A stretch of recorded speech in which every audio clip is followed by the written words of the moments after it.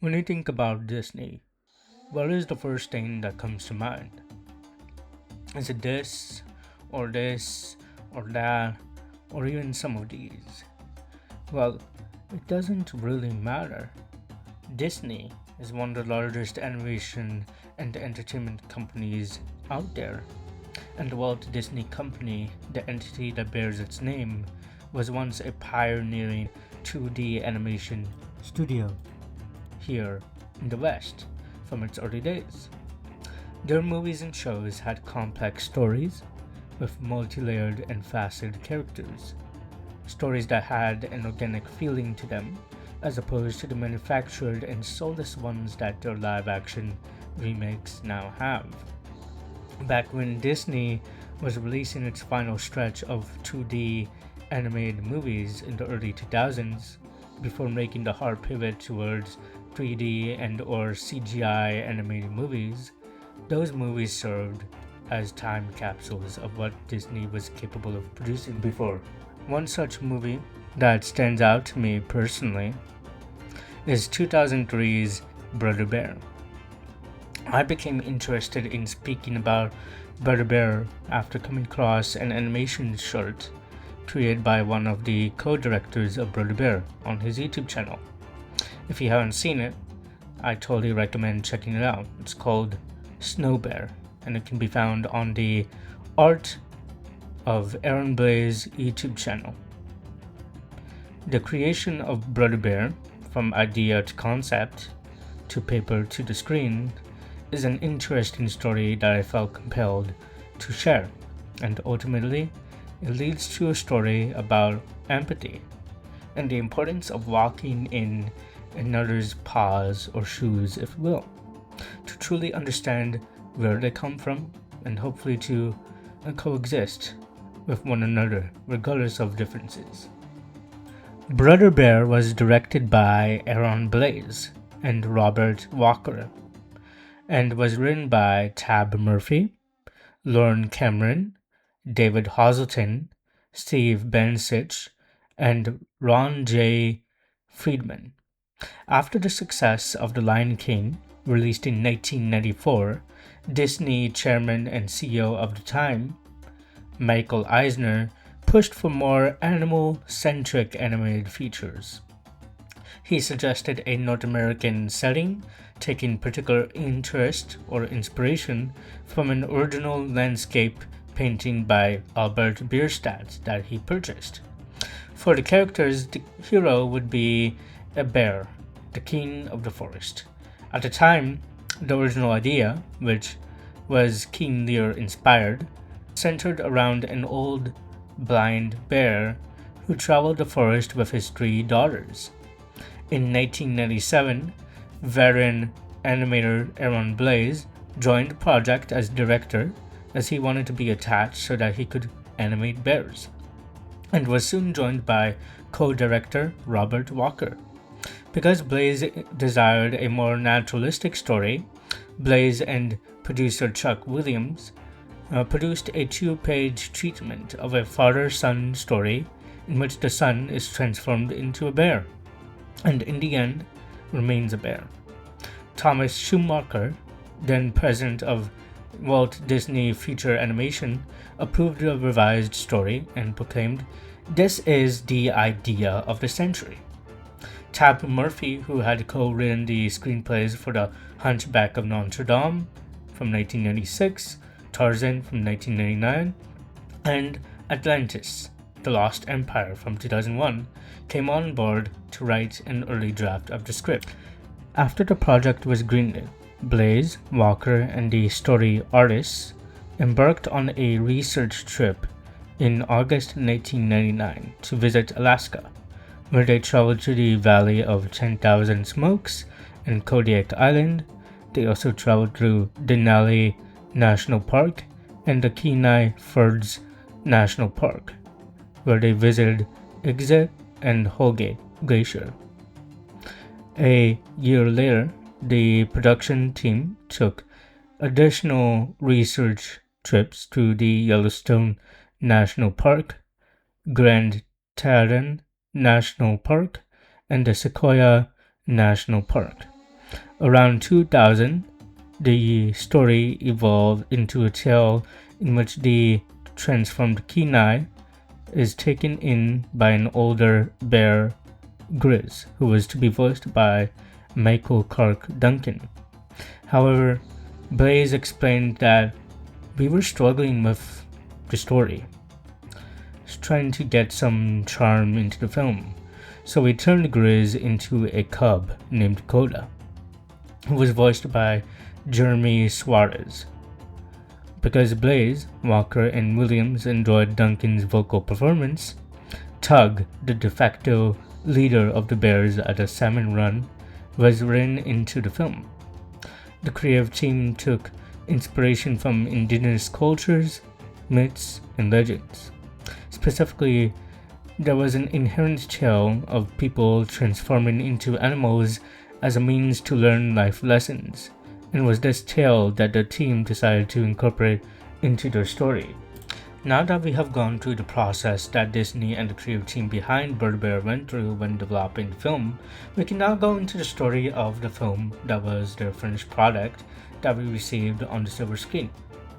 We follow the story of three brothers from the post-Ice Age Alaska. Kenai, voiced by Joaquin Phoenix, Denai, the middle brother, voiced by Jason Reyes, and Sitka, the oldest, voiced by D.B. Sweeney, as they return to their tribe in preparation for Kenai's totem ceremony. Once an individual in the tribe reaches a certain age, the elder shaman, Tanana, voiced by Joanne Copeland, bestows on them an animal totem that represents the trait they must attain to call themselves a man. Unlike his brothers Sitka, who gained the Eagle Totem of Guidance, and Denai, who received the Wolf Totem of Wisdom, Kenai received the Bear of Love. Kenai objects to the notion that bears are symbols of love, as he believes that bears are thieves, and he believes his opinion to be proven to be a fact when a grizzly bear steals their basket of salmon, which Kenai had not tied properly in a hurry to receive his totem. Kenai searches for the basket only to find it has been devoured. Kenai sees the bear and provokes it. His brothers follow suit to find him, but a tension-filled brawl ends up on top of a large glacier. While the bear gets the upper hand on Kenai, Sitka decides to make the ultimate sacrifice.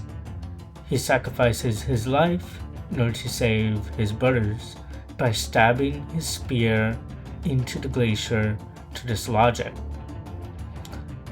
causing himself and the bear to fall, although the bear does in fact survive the fall. After Sitka's funeral, a rage-filled Kenai blames the bear for Sitka's death and rejects his totem. He decides to hunt down and chase the bear up onto a rocky cliff, where he fights the bear and eventually kills it. The spirits, represented by Sitka's spirit in the form of a bald eagle, arrive, and it is here that one of the most beautiful animation sequences that I saw growing up begins. For all intents and purposes, let me show you the sequence.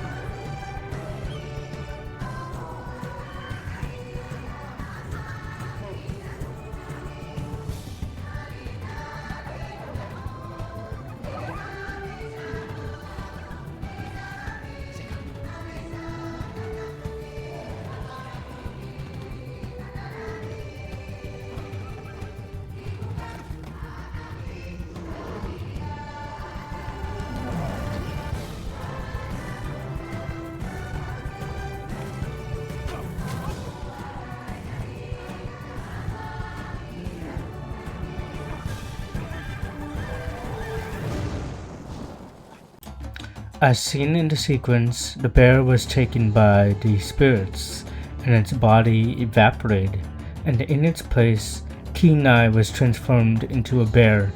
Denai arrives and falsely believes that Kenai was killed by the bear from earlier.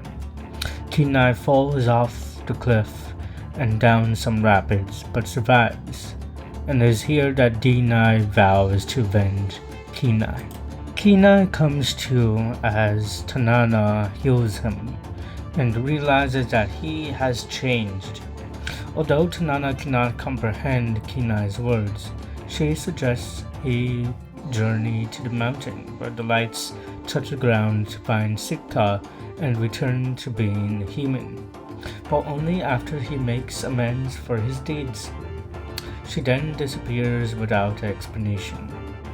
Kenai soon realizes he can now communicate with animals, encountering two moose birds named Rut and Took, voiced by Rick Moranis and David Thomas, respectively.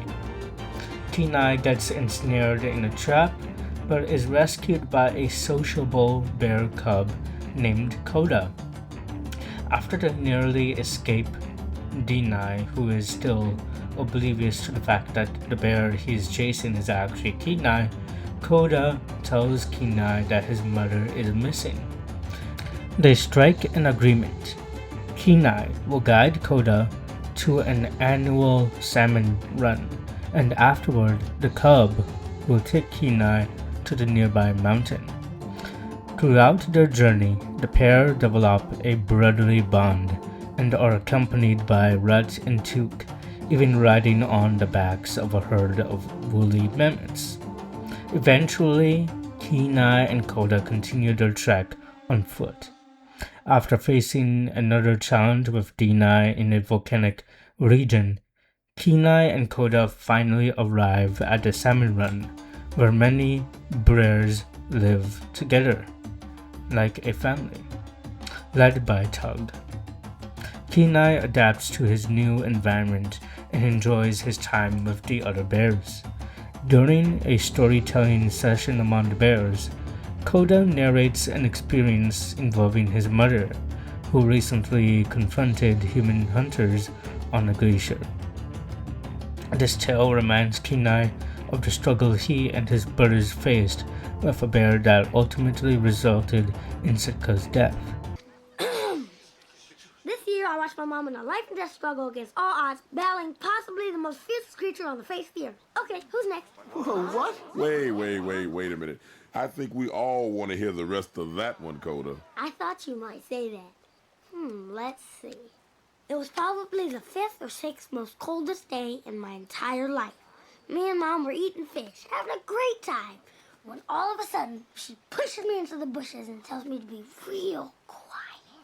She says I smell something, so I started sniffing. There's something in the woods running right towards us, getting closer and closer. And then, out of the trees, jumps a hunter!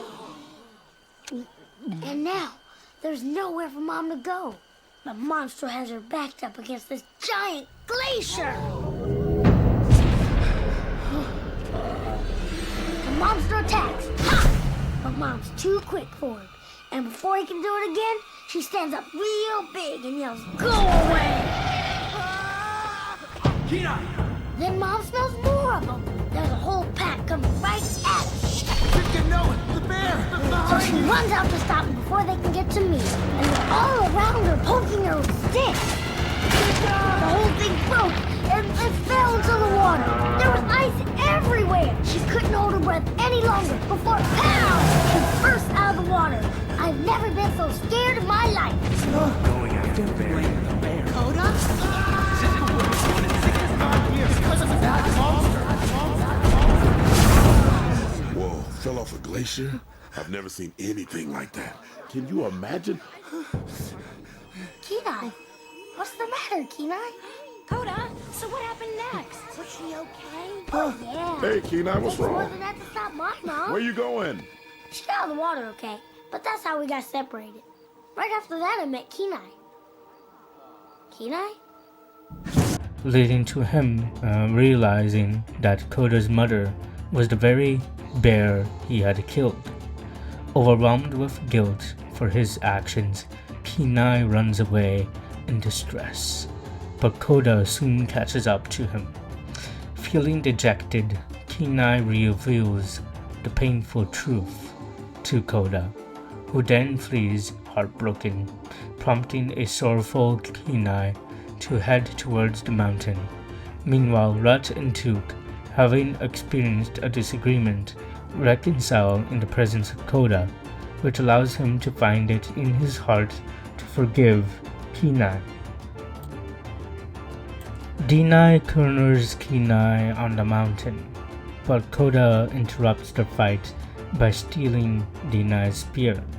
To the amazement of Denai and Koda, Sitka appears and transforms Kenai back into a human after he helps Koda out of love.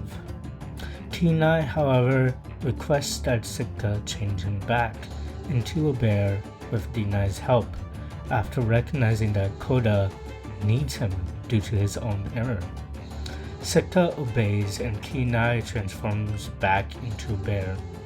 It is during this meeting with the spirits that the brothers get to reunite with Sitka, and along with Sitka's spirit is Koda's mother. It is here that he gets a brief reunion, offering closure. Ultimately, Kenai becomes a man by virtue of being a bear and lives with the other bears. Thus, the story of Brother Bear concludes, instilling in the viewer the moral lesson of living life with the age-old wisdom of having empathy for others and not generalizing an entire group of people for the actions taken by a few. And or more specifically, if you do not know why someone took the actions that they took, why not get to know them and see firsthand why they did what they did? One thing that I found interesting while researching the film was that I came across a pseudo interview from the Corridor Brew YouTube channel, which they have a series called Animators React.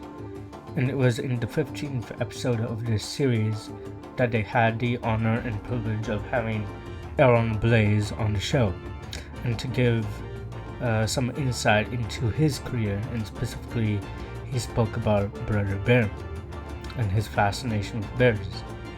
It was in this that he mentioned the mindset of what type of story the animation team and creators behind Brother Bear wanted to convey. It was a story about living life through the eyes of others. This poignant message was the vehicle to which they carried out the transformation aspect of the film, and was the driving force for why Kenai was to transform into a bear within the narrative. Shortly after 9/11, there was a huge influx of hate crimes against Muslims, Sikhs, and Arabs within the United States.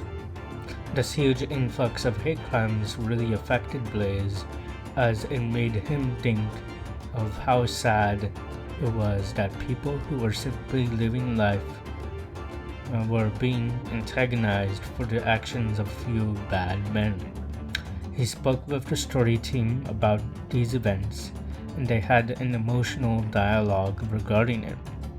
It was there that they put into the story this aspect, and not obviously in direct ways, but in the indirect messaging of the film of you as a person to truly understand another person have to see things through their eyes, to their path in life, to their experiences. And it is this message that speaks to me on a personal level. It is something I truly believe is beautiful, as it is important to not generalize people and to truly understand each other, as when we strive to see how others view the world, only then we can truly understand them on a fundamental level. If you liked what you've seen here and would like to watch more videos similar to this one, consider liking, commenting, and subscribing. It would mean a lot if you did so. Until next time, where I discuss one of the more astounding pieces of manga out there and its influence on the real world, acting as a symbol for revolution for many of the social and political movements associated with Generation Z. Until next time, and thank you for watching.